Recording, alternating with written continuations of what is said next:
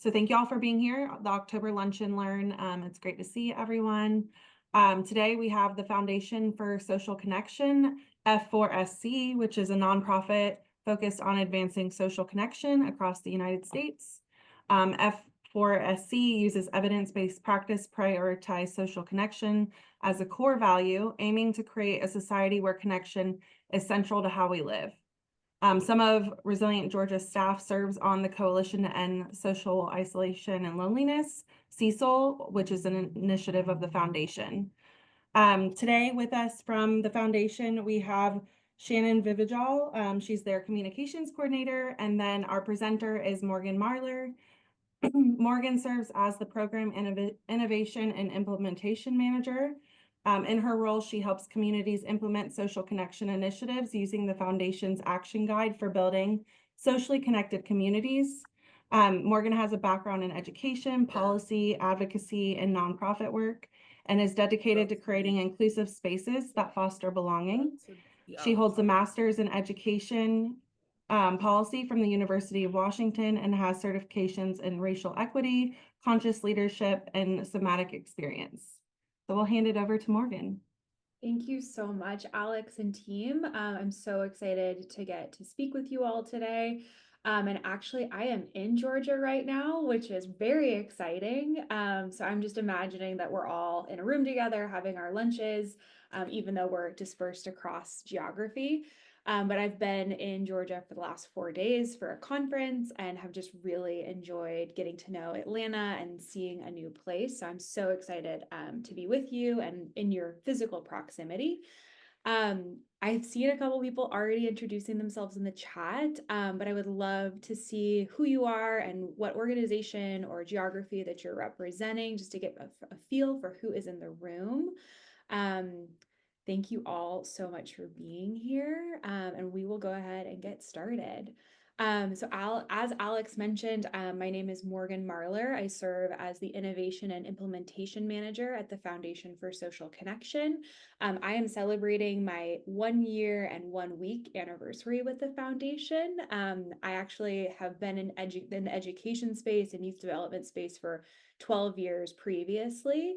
Kind of at all levels of the education system and sector, and really am focused on how we bring diverse coalitions together to really make change for the people in our communities that deserve to live well and good whole lives. But I'm really excited to be here with you all today to talk about the importance of addressing social isolation and loneliness, as well as the steps we can take to foster connection and resiliency among our youth and families. So as an organization focused on connection, we like to start with a moment of connection.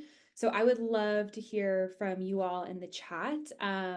What does a socially connected and resilient community look, sound, or feel like to you? And I'll give you just maybe 30 seconds to do some thinking and then drop that in the chat.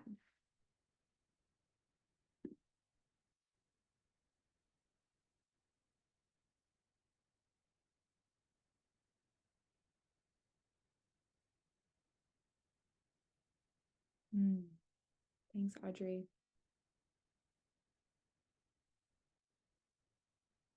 Andrea said, knowing your neighbors. Love that. Nikki, caring and compassionate, working together towards a common good. Kelly said, collaboration, good communication, concern for others, and knowing one another. Kamisha, strengthening and improving public access to health and social services. Thank you. People are engaged and excited to be and interact with one another. Yeah, love that. Peaceful and harmonious, authentic, warm, inclusive. Amazing. I'm going to let you keep ruminating on that and dropping them in the chat.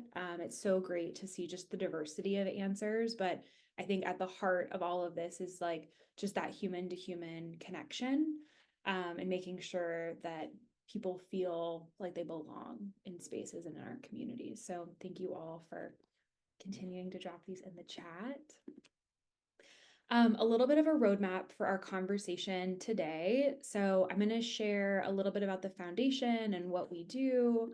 I'm going to give an overview of social isolation, loneliness, and connection. We'll start with definitions. We'll talk a little bit about trends, the effects, and then current efforts that are underway to address this issue. We'll share some promising strategies that we've identified through our research and practice work. I'll introduce a little bit about our action guide for building socially connected communities, which is an interactive website to foster collaboration among community leaders. And then we'll talk about where we go from here. I really want this to be useful to all of you. So I'm not going to be monitoring the chat necessarily, but I will, if you have a question that is immediate that you cannot wait to ask, you can raise your hand, and I'll try to get to you. And then we'll also leave time at the end for dialogue and questions. All right, so a little bit about the Foundation for Social Connection, or F4SC. We're a 501c3 located in Washington, D.C., but we really focus nationally. We were founded in 2020, right before the pandemic, and we're the leading organization advancing social connection nationwide and rooted in evidence for our collective well-being. That is our new mission statement that we just rolled out about a month and a half ago with our first strategic plan as an organization. Our work is really about translating research into practice, creating long-lasting partnerships, and convening opportunities for field builders. One of the other reasons I'm in Atlanta this week is actually doing some scouting for our conference location for 2025. So if we do have it here, I would love to see all of you with us.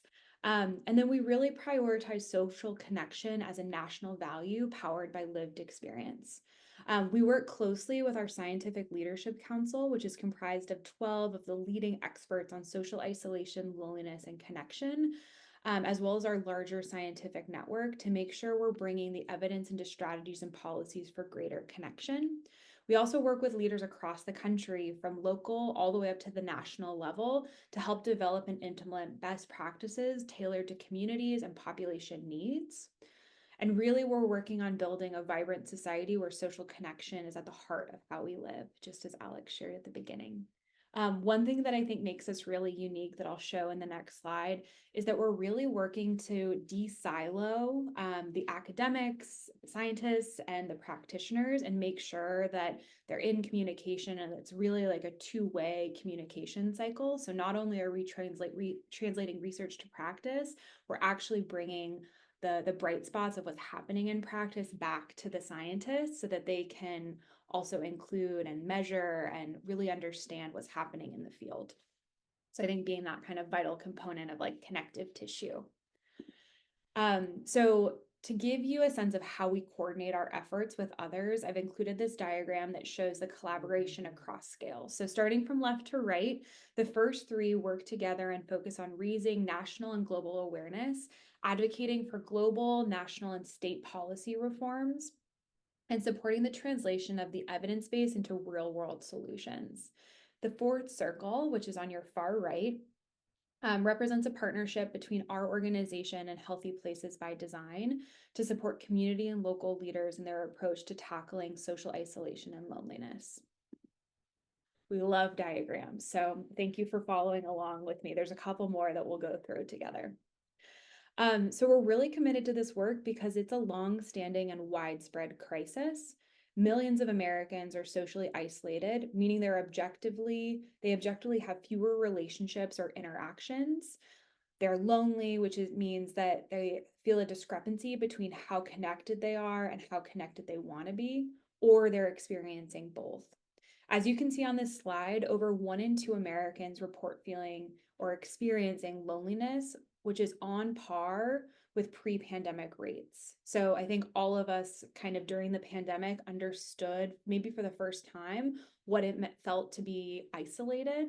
But what we have seen, and I'll show some graphs on my next slide, is that these rates of isolation and loneliness existed well before the pandemic. And in fact, the organization that Alex mentioned, CESAL, actually was founded in 2018. So we've been thinking about and wanting to focus on this work since way before the pandemic. I will also note that we see high rates, like particularly high rates of isolation and loneliness among Gen Z and millennials. Um, and we also see in schools higher rates of loneliness as well.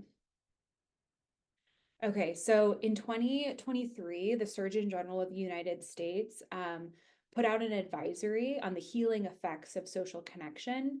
And in that, he highlighted the national trends in social connection and how the time we spend together in different kinds of social interaction has decreased significantly over the years. So I will have you just take a look and read this slide, and I'll just highlight a few components. So on average, our social engagement with others has decreased by 10 hours per month. Companionship, so we actually spend 14 hours less per month in relationships in companionship. We're spending less time with people that we share a household with. We're also spending less time engaging with friends. And I think what is also really important to point out here is this decline is actually starkest for young people ages 15 to 24. So for this age group, time spent in person with friends has reduced by nearly 70% over almost 2 decades, from roughly 150 minutes per day in 2003 to 40 minutes per day in 2020. So I think it's important to also define what disconnection is. So disconnection is caused by policy systems and structural barriers, but decline can also be attributed to some cultural reasons. So this is like really trying to understand what the root causes of disconnection are. So some that I'll highlight are hyper-individualism. So this is when some people believe that they need to be independent to be successful in life. This can cause people to undervalue family, friendships, and community life, to not see these relationships are essential part of a healthy and flourishing life. So one example I would give is modeling behavior to kids that should be independent, to do things on their own, and that this is a cultural norm that if we ask for help, we're seen as weak. Speed and efficiency is another root cause we like to highlight. We are living in a more and more fast-paced lifestyle and lack time to create connections and have meaningful conversation with others. This is specifically relevant to kids because we can overschedule them and not really sit together at the dinner table because we're, giving meals to kids as we go from one place to another or activity to activity.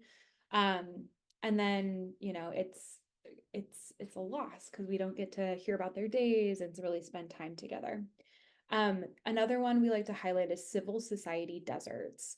So civil society deserts, this is when third places, so think about the places outside your work or home, and social clubs are important resources for connection for potential friends, spouses, or broader community. In many places, these third spaces and places and social clubs have been privatized. So you can think of like the pay to play model. So private gyms, private social clubs, paid for recreation opportunities for kids. And they're often so expensive that only the highest earners can afford them. And for those that can afford access, they have fewer opportunities to connect with the broader community. So it's really important to have safe and accessible places to interact with others, to meet people that don't share our same lived experience, because that contributes to like just a higher degree of social capital for everyone. I would be remiss if I didn't mention technological distractions. So our culture can encourage the use of technology in ways that undermine our relationships. Multiple studies have demonstrated that spending too much time on the internet, and especially social media, can inhibit our ability to be attentive to our personal relationships. We can become digitally connected to thousands of people, but yet not have authentic relationships in our everyday lives. The digital drivers of loneliness are most intense for our young people. 1 in 3 US adults age 18 and over report that they are online almost constantly. Among teens ages 18 or 13 to 17, 95% report using social media as of 2022, with more than half reporting it would be hard to give up social media. 53% said they saw people posting about events that they weren't invited to. And then a quarter of teens find social media to have a mostly negative effect on their lives, while 27% of those say that social media has caused them to be bullied or affected by rumor spreading. I think it's also one of the things that we're constantly digging into is technology is not necessarily going anywhere, right? So we're thinking about how do we look at it from an enhancement or an enabling social connection versus replacing social connection. So I think that's an important thing to talk about. Other drivers include youth and young adults in transitions. So they're, moving from one place to another, or they're transitioning schools. There's a lot of transitions that happen in young adulthood, whether that's moving to a place for your first job or to college. And each time someone moves, they're having to rebuild their social network. So the impacts of social isolation, loneliness, and connection, or what we refer to as SILC. Just high level, SILC affects our individual and collective well-being and resilience. And I'll just give you a moment to just take a look at this slide and kind of read for yourself the different impacts. So on the left side of the screen, you'll see the kind of the impacts on our health. And on the right side is the impacts on our communities.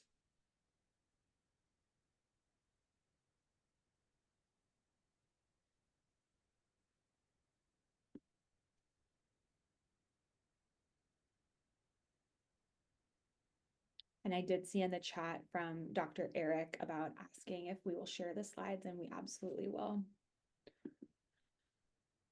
So I think given who's in the room today, we want to talk about the effect on youth and young adults. So health effects, are on the previous slide may not be evident when individuals are young, but they definitely have a lagging effect. So you saw that, cardiovascular health can be impacted by isolation and loneliness in chronic ways.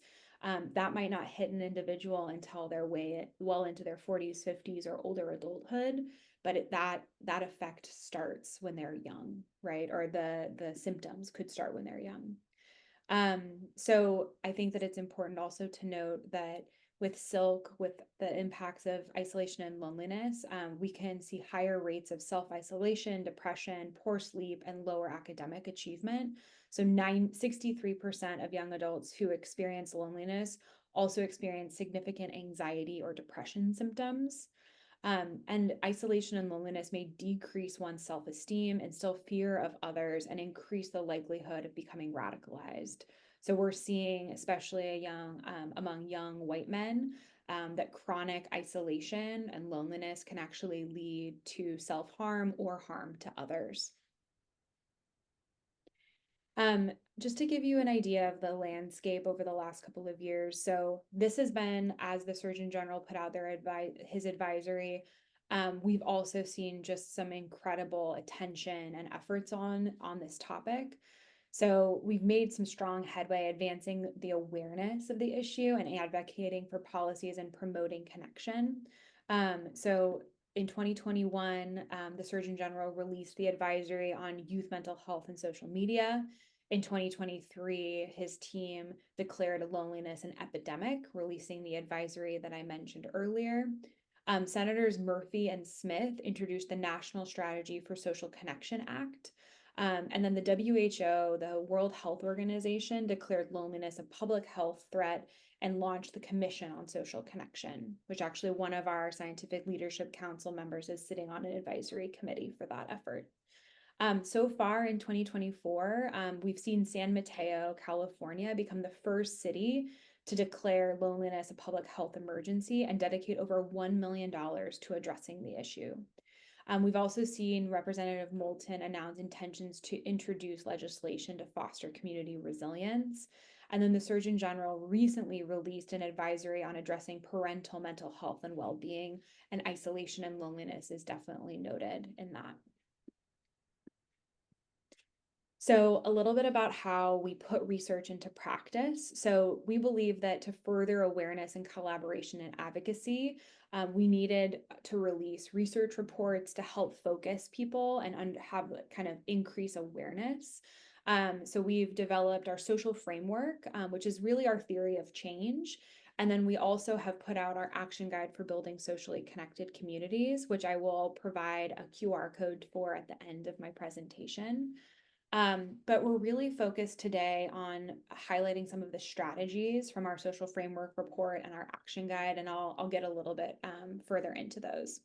But I should mention that within our social framework report, which I'll go into in just a second, we released reports on health, education, workplace employment and labor, the built environment, which includes housing, transportation, and the environment.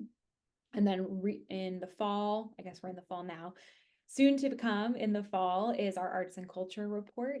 And then I already mentioned our action guide for building socially connected communities. So I promised there would be another crazy diagram.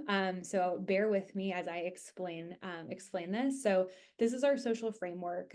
It really serves as a roadmap for exploring how social isolation and loneliness and connection affect us in each sector of society and at every level of influence across our lifespan.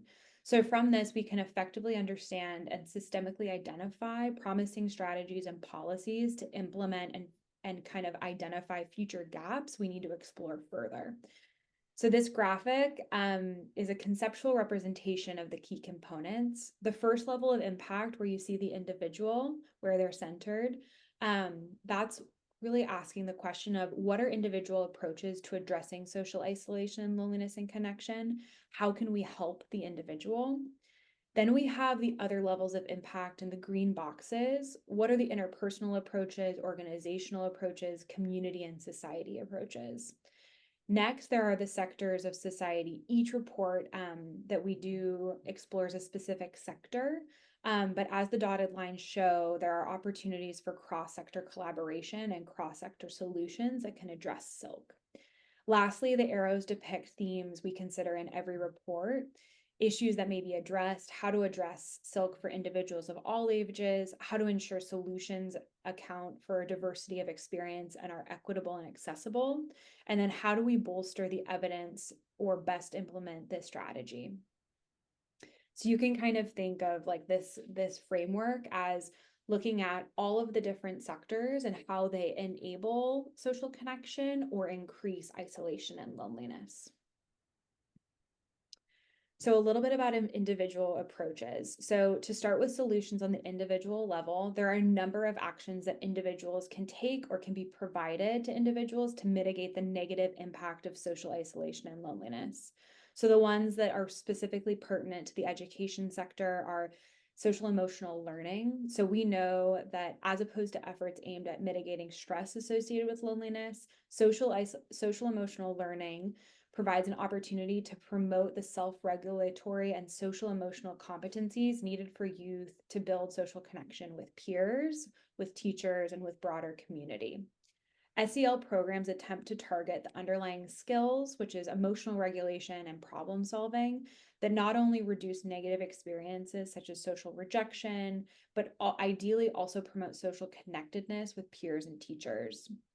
The targeted skills of most SEL programs, such as self-awareness and self-management and social awareness and decision-making, are integral, are interrelated and theorized as synergistic foundations for promoting social and academic success in schools. Some examples of this include implementing SEL programs for enhancing peer relationships and providing adequate professional development training and support for educators to conduct this program, particularly for K-12 students. I think that we've all probably been a part of conversations about how do we infuse SEL across the school day, not just in a morning meeting or in an advisory, but really throughout the day so that it's not isolated to 10 to 15 or 30 minutes once a day. One example that I'd love to highlight is the Kevin Love Fund, or KLF. They've developed courses that community leaders can use or adapt to promote social emotional learning skills. And they offer 15 lesson plans where youth participants learn how to practice empathy, destigmatize emotions, self-compassion, and other qualities that boost social connection.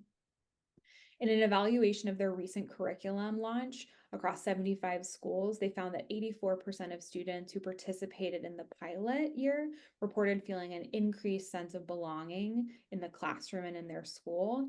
And 82% of students reported feeling more likely to reach out to their teacher if they were going through something challenging in their life. Another strategy I want to highlight is mindfulness and cognitive behavioral therapy.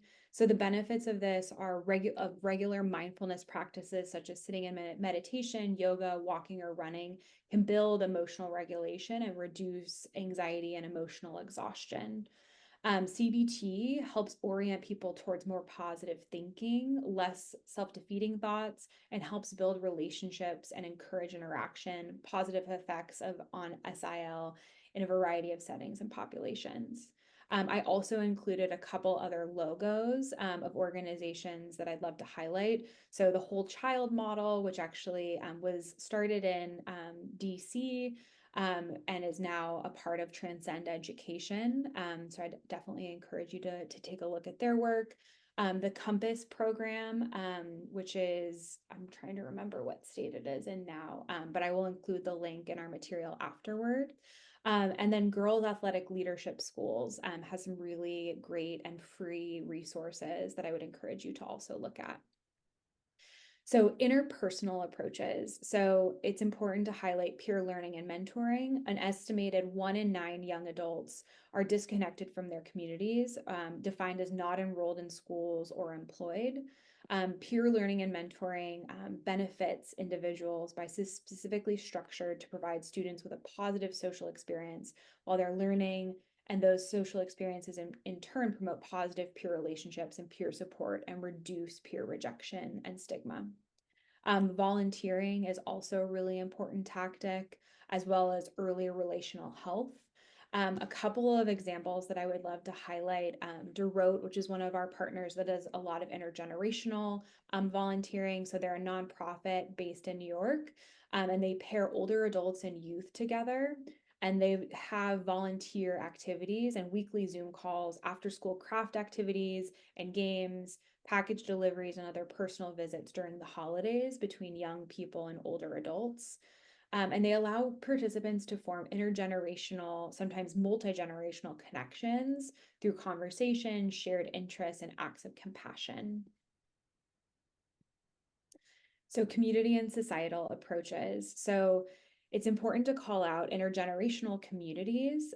This is kind of I would say like a remembrance of a previous way of living when we all lived in kind of communal spaces with multiple generations. We now live in kind of more individualistic and kind of one household, one generation, maybe 2 generations in a household. But intergenerational communities, sometimes called age-friendly communities, help reduce loneliness and strengthen empathy, foster social support, and build social cohesion for all ages by creating opportunities for meaningful social connection and bridging differences across generations. In a report from Generations United, 92% of Americans believe that intergenerational communities can help reduce loneliness across all ages, yet only 26%, so about 1/4 of the population, are aware of places in their communities that can connect care and services across generations. 2 examples that I will highlight of places that this is in practice are Jenks, Oklahoma. So the Grace Living Center in Jenks, Oklahoma is co-located with Jenks Public School West Elementary. Here, intergenerational learning is a part of every day, where children and residents of the living community engage in conversation, activities, and learning experiences. And in this vibrant intergenerational community, both children and residents alike benefit from shared interaction that fosters social connection and belonging. Another example is in Rocky River, Ohio. So libraries like the Rocky River Public Library are often community hubs that can play a role in building community through intergenerational programming. Art-based programs connect children, and soon an intergenerational gaming program will pair young adults with older adults for e-sport competitions. Some other strategies that I'll note on the community and societal level are shared spaces and green spaces. So this may include parks, sports and recreation fields, public school grounds, greenways, and trails connecting different parts of a region. So I'll share one example. So in Cedar Rapids, Iowa, following a major flood, community members in Cedar Rapids partnered with Project for Public Spaces to rebuild a major stretch of their downtown area through the creation of a new city market called Nubo City Market. And it's open year round and offers residents access to outdoor, indoor market, community events and activities, and a commercial kitchen and a central meeting place for vendors. The last strategy I'll share is social prescribing, so that you may or may not be familiar with this concept.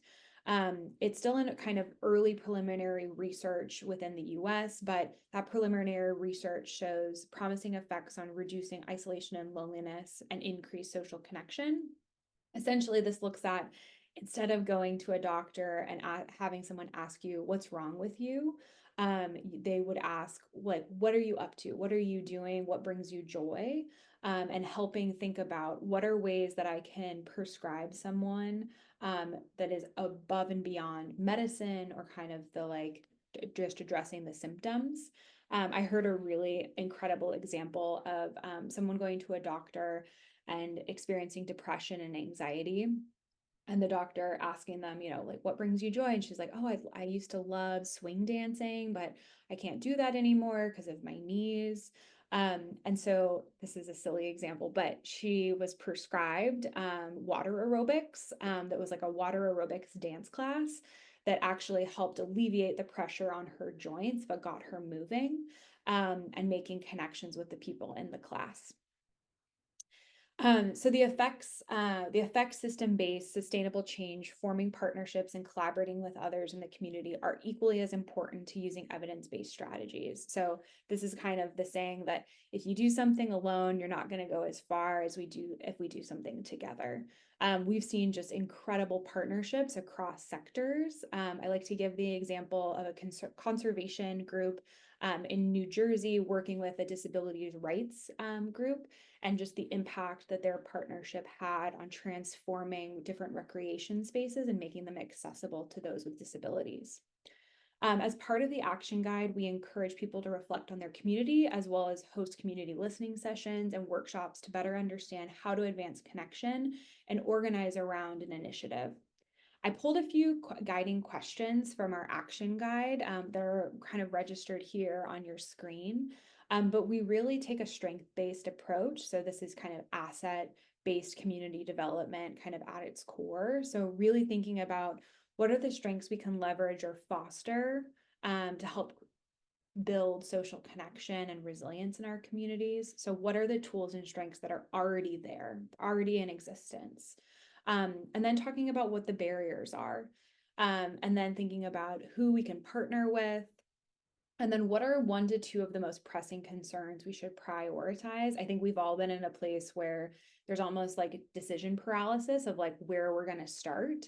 And we really encourage to think about like what are the first, second, and third things that are the most important that rise to the top. And then what strategies or initiatives or programs might be best to address our community needs. We have, and I'll put the QR codes on the screen in just a second. We have a repository of 21, actually 22 now, promising strategies in our action guide that might be helpful for you to take a look at. We also have our intervention catalog that has additional examples, and then of course, our social framework reports.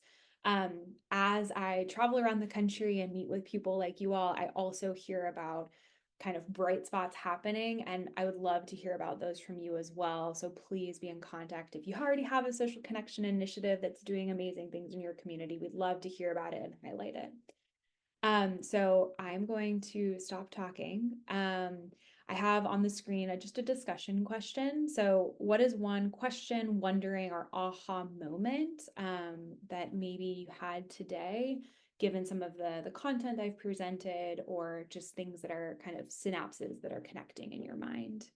And feel free to drop those in the chat, or if you want to come off of mute. And Alex is looking at me like, we're not on time. We're 5 minutes behind. So we should also move into Q&A. No, it's such great information. We appreciate it. And I love that you have the discussion question. Um, I do have a question. What training do you recommend, like if, we want to present some of this information, like what trainings our communities using? Yeah. Um, do you mean like specifically like to kind of like educate and like build awareness? Yeah. Yeah. So our within the action guide, actually the second step of it is it's chock full of all the data and more than that I presented today. So I think that's a really good starting point. And in our some of our community listening session like agendas, we actually have like slide decks and things to help guide and bring people along. I think what's really important is understanding that everyone is going to see themselves in this issue in a slightly different way. And so trying to really paint a picture for people where they can see themselves and see their work as social connection is really helpful. Um, and I present to groups like this, and the amount of like nod head the head like not heading no not heads nodding, there we go, that I just see as we share things is really important. But I would say like start with the action guide and kind of pull data from there.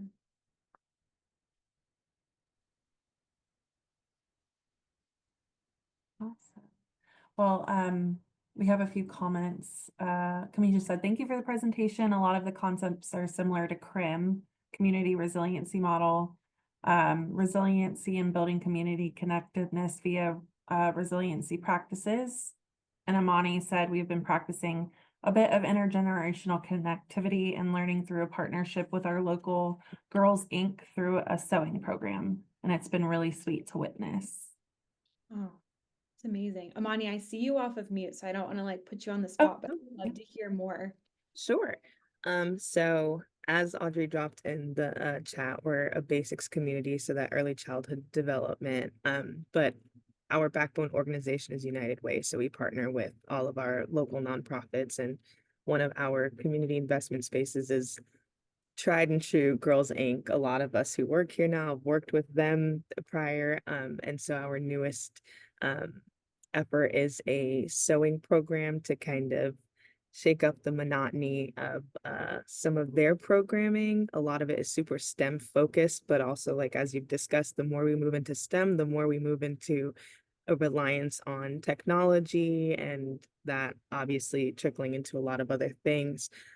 So it is led by our Home for Good uh, director here, Pat, and a few of her friends who are all a part of a sewing circle outside of this partnership. So they've all come together to bring their expertise to the space to then bring more awareness to not only the girls in their practice and learning of sewing, because they've noticed there's a absence of home ec, and that is really hitting a lot of the ladies in a sore spot that home ec no longer exists. So looking at ways to reincorporate that without applying such a gendered and domesticated lens to it, more of like a practice of survival and just basic skills to know.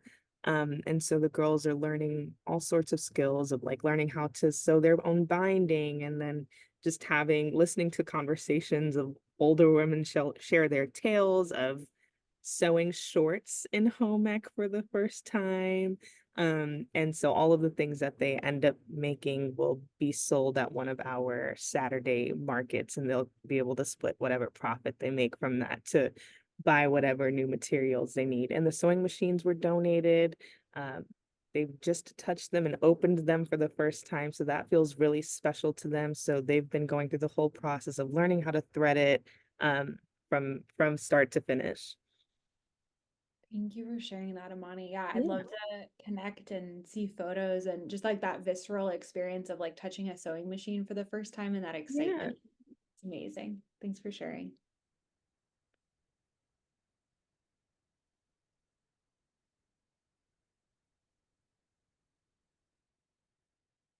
I'm going to put up the QR code just so that folks, if they are dropping for any reason, have access. So on the far left of your screen, that's the QR code for our social framework reports. Then we have our action guide.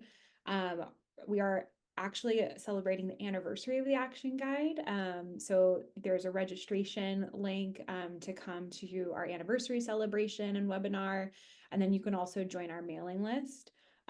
Please feel free to contact us at info@socialconnection.org as well. We love to hear stories and really support in any way that we can. And Amani, I'm looking at you specifically, like I'd love to hear about what you're finding in this program as you kind of expand it. Any other, I'd be glad to share. yay. Any other questions or wonderings or ahas that people want to speak into this space? Hi, everyone. Can I run my mouth for just one quick second? Please. Okay. Yes. I just wanted to say, one, this is a wonderful presentation, and I do apologize. I think you all may have it clicked to me that I was unmuted in the beginning. But the parental support, as you can hear me running my mouth to my daughter. But to again, everything was wonderful. I'm very interested, and I put it in the chat, but I thought I'll share as well, with how we are supporting the workforce, specifically mental health educators, healthcare, and first responders on their like mental well-being and staying connected. Just from my experience and working with countless individuals in this field, that oftentimes they may feel isolated from their own family and friends, with them not wanting to necessarily share too much, or their secondary trauma from work on their families, and so sometimes I notice that a lot of individuals feel very lonely when they go back to their own personal networks. So just something I'm kind of interested in learning a little bit more how we could support. We are here at Gateway Community Service Board, of course, today is World Mental Health Day. So we're encouraging our staff to, of course, take care of themselves, as well as utilize EAP services. And we have a big car show, and we are focusing on first responders and vets. So I just want to put that out there that many of us, are struggling with that social isolation and loneliness. But I think specifically for some of those in this field that's doing the work, they can, even if it looks like they have those social connections and personal relationships, they still can feel alone within those networks. I hope I make sense. Yeah. So, but yeah, that's it. Thank you so much. Can you pronounce your name for me so that when I say it, I'm not butchering it? Yeah, Felicia Anderson. Alicia, thank you so much for sharing. Yeah. As you were talking, a quote came into my head by a poet named Rupi Kaur, where she says that the irony of loneliness is that we experience it all at the same time. And I think one of the most important things in this work is really destigmatizing loneliness and isolation. Because, like I said, I present to groups and we're talking about like youth, or we're talking about older adults, but oftentimes as practitioners ourselves, we experience these things. And so I really appreciate you just calling out and the focus on teachers and service providers and veterans, all of these individuals and these groups that we ourselves are servicing are experiencing these things. And I think, it's important to recognize that like a sense of belonging also helps with retention in those areas, and that it's really an important thing to be focused on, not just from like the interpersonal and the individual impact, but also the impact on our organizations and our societies. Yes, thank you. Thank you so much. And again, thank you all for all that you are doing to bring awareness to this. Thank you. Yeah, lots of work to do, but we're slowly chipping away. This has been great, Morgan. Thank you so much for the presentation. I think everyone took away something today. We will follow up with everyone in a few days with the recording and the slides and all the resources that we talked about today. But if you don't have any other questions for Morgan, we hope you have a wonderful rest of your day. And yeah, happy October. Thank you all so much. Have a great rest of your Hey, day. Morgan, I, I wanted, Audrey put something in the chat and I didn't see it because I was focusing on everybody else, what they were saying. We had the opportunity, I'm Liz Ann Roberts. I live in Savannah, Georgia, and, we had an opportunity to do some research with a professor at Georgia Tech on, social connectedness. Amazing. And we did a lot of interviews and of people in the community about the structure of our community and how people were connected to other people in the community, and how, like, thinking about how the city could facilitate more social connections, more social networks with people. So I can send you her contact information if you wanted to reach I'll out to put her. my I'll put my contact information in the chat for you, Lizanne. Okay. Would love, we're constantly, there's so many pockets of this work being Yeah. done, and it's so good to know about like different research methodologies and things that people are focused on. It sounds to me like they did like some network mapping analysis. Okay. Yep. Yeah, Yep. amazing. Yeah, we'd love, one of our newest staff members is actually conducting, she's getting her PhD right now out of Penn, the School of Education, and she's doing some specific stuff around like network mapping and how we kind of tie social connection and network mapping to Yeah. social infrastructure. So Mm. I'm sure she So- might be aware of this person. This area has fascinated me for a long time. Like, so my mother is one of 14 children and and all the men died before, all the women lived a lot older, right? And my mother lived in a very rural, I grew up in a very rural area, and she had two sisters that lived in urban areas. All of the sisters who lived in the rural areas got dementia or Alzheimer's. The two sisters who lived in the urban areas did not. Wow. That was fascinating to me to know that and there were sisters that were older that had all these social connections and were parts of these bigger, communities, and like had neighbors, right? We had no neighbors. So that was fascinated me. So one of the projects that we did here also is around diverting youth from juvenile court. And what led us into that role was around how we can get kids more socially active in pro-social activities that get them connected into resources that they need. Yeah. Versus isolating them if they're going to juvenile court, where they feel even more self-conscious about that work. And we wrote a grant through Robert Johnson Foundation, and we actually used this image of a young child with the background with no one in it as sort of like the image of where like the foundation of where we wanted the facility to make those connections. Yeah. And so we actually named it the front porch where youth and families gather. Oh, I love that. To try to get this foundational part of culture into the organization. So there's part of me, I would love for us to go deeper into this work, Audrey. I'm just making, selfishly to ask for more, because I think this is a foundational part of the work that we're all doing in our communities, some of which are, very rural and isolated communities.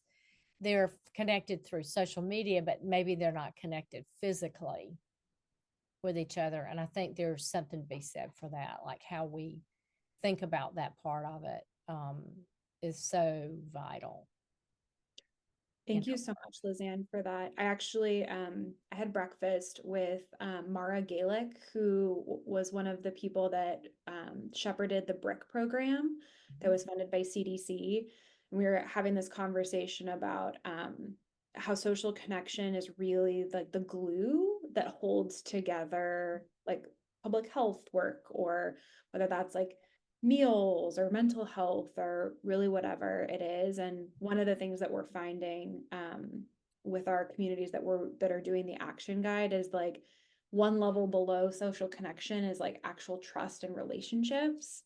And without those trusting relationships, like it's really hard to move things along.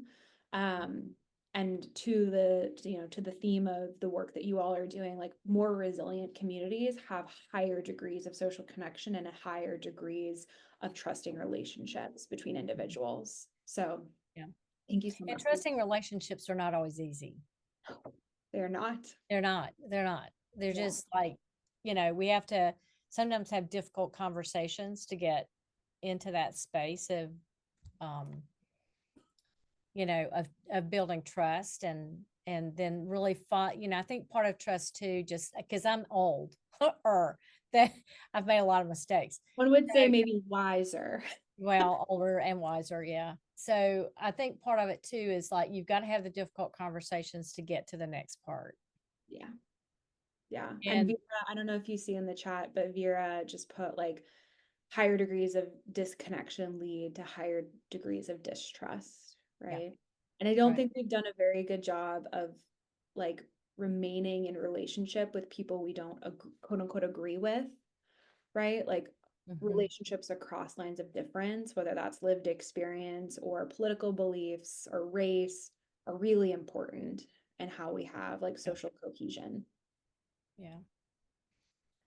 So I'm just like Audrey and Nikki and Neha, I'm like all of our partners who are on here, I'm just thinking about how we create more language around this in the work that we're doing. Because I think about the, Vera and I and Dr. Mason and Beatrice and Grace and I all work together, and we've had several suicides in our community that were clearly around, and Nikki lives here as well, people who were being bullied or were felt isolated from the rest. And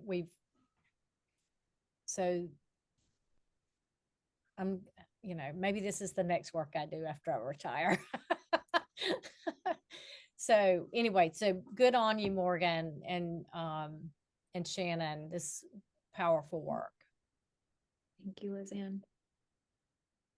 I absolutely agree. I'm so grateful, Morgan and Shannon, for you coming today. And also, it was so heartening to see, the strategies that you pulled out are a lot of the strategies that our partners are doing already, and they might not be thinking of their work in this way. So, Lizanne, I agree. How do we uplift this part? Because this is like a foundational piece of it. So just really grateful for this time together. This has been a fantastic lunch and learn. Thank you, Audrey. Yeah, and please stay in contact. I know Nikki and Audrey and Alex are in connection with us, and for those of you on the call, we'd love to stay connected and support in any ways that we can. Awesome. Well, thank you so much. This was so wonderful. Thanks for spending an extra 10 minutes with us to discuss. I hope you all have a great day.